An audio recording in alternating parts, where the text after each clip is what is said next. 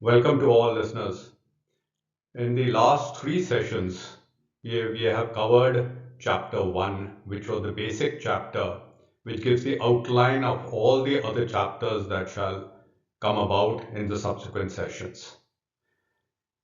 We now come to possibly the most important of all chapters in the DAP 2020, and that is acquisition procedure for two major schemes, that is the buy scheme and the buy and make scheme, both of them comprising a total of 5 major procurement procedures or procurement categories. Now these form the basics of all aspects related to procurement, and based on this chapter the understanding of the other chapters become far more easier. This is a long chapter. I will cover this chapter in a total of 5 sessions, in which I will try to outline the complete procurement procedure, the request for the first stage of the request for information, and as a buffer, the financial powers that accrue to various appointments within the defense procurement procedures. Now, the certain steps in the capital procurement process, there are total of 11 steps as enumerated here. The center line gives the steps, and up and down as per the arrows, the small boxes as to what the steps are. First step after the planning process is completed, as we had seen in session 3 of chapter 1, the request for information is sent out, or the RFI. This is an important document which goes out to all the vendors concerned through the MOD website and the service headquarter website. More about it later. The second step is the service quality requirement, which is made out based on the RFI as well as other issues that are involved. Now in this, we identify the performance parameters of the equipment. This is important for the provision of the equipment by the vendor concerned as well as for the purposes of trials. The third step in this is the acceptance of necessity, which the service headquarter goes to the approving authority to take the acceptance of necessity. In this, the designated procurement categories, as we had seen in the previous chapter, are given and approved. The fourth step is the solicitation of offer. Now, solicitation of offer comes through a document called as request for proposal. It is issued by the MOD concerned, and the vendor's responses are solicited. Now, this process includes the RFP issue. After that, there is the pre-bid meeting in which various queries are answered, and there are receipt of responses from the vendors concerned to the RFI. In case the offset issue is there, which we saw in session 2 of chapter 1, then it will include the offset offer also. The fifth step is the evaluation of the technical offer. Now the RFP response is in two parts, the technical as well as the commercial. The technical evaluation committee evaluates all the technical offers and it is assessed in its completion, as well as the acceptance of the offer is given by the technical evaluation committee, and if there is an offset offer, then it is by the technical offset evaluation committee. The sixth step is a very important and cumbersome and long step, which is the field evaluation trials. Extremely important for the vendors and extremely important for the equipment that is going to be accepted by the service headquarters. On-field performance of the equipment is assessed at this stage. We shall do a deeper dive on FAT at a later stage. Based on the FAT and the reports that are generated, a staff evaluation is carried out by SHQ. And this is basically a report is generated which goes up for approval. The eighth step is the Technical Oversight Committee, the TOC. There could be possibly some oversights that have taken place, and an expert oversight committee is formed for the entire technical process and gives its recommendation on the subject scheme. The ninth step, based on the approvals and the recommendations and approvals of the staff evaluation. The commercial negotiation takes place through the commercial negotiation committee, and the opening of the commercial offer, which was submitted at the time of the technical of the RFP, is opened, and the proposals are based are compared of all the eligible vendors. Based on step 9, step 10 comes into being, in which the vendors which have based on whether it is L1, that is the lowest bid, the approval by the CFA takes place, which is the competent financial authority. Now, based on step 10, all the documents are made out. We shall come to it later on, and the complete rationale behind selecting a particular vendor is laid down in the report by the CNC. Thereafter, we go to step 11, which is basically contract signing between the MOD and the vendor. And thereafter, after signing of the contract, post-contract management takes place, which is from the stage of signing of the contract till post-completion of the complete contract, and even more in case there is a warranty to still be exhausted. The next comes the timelines. Now, timelines for the normal procurement process in the defense sector is very long. Now, in a capital procurement, it is anything between 86 to 106 weeks or even beyond. The timeline that is given, the timelines start off from the acceptance of necessity as shown by the red line TO. Thereafter, steps are given in terms of the timeline at the bottom for each one of the steps that are over there. And if you look at on-field performance assessment, that is FET, in this, in case there is winter trials, then 12 weeks additional is given in this. Now, coming to this, depending on whether there is a single or a multi-vendor selection process, the timelines would be 84 to 104 weeks, and in case of a multi-vendor from 86 to 106 weeks. Now, we have seen as per experience the timelines being exceeded in a rather large volume of cases.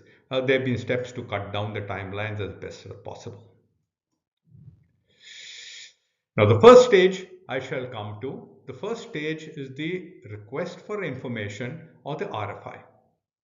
Now, the RFI is formulated by the service headquarter concerned, and this is always in consultation with the DRDO, the Department of Defense Production, as well as the headquarter integrated defense staff.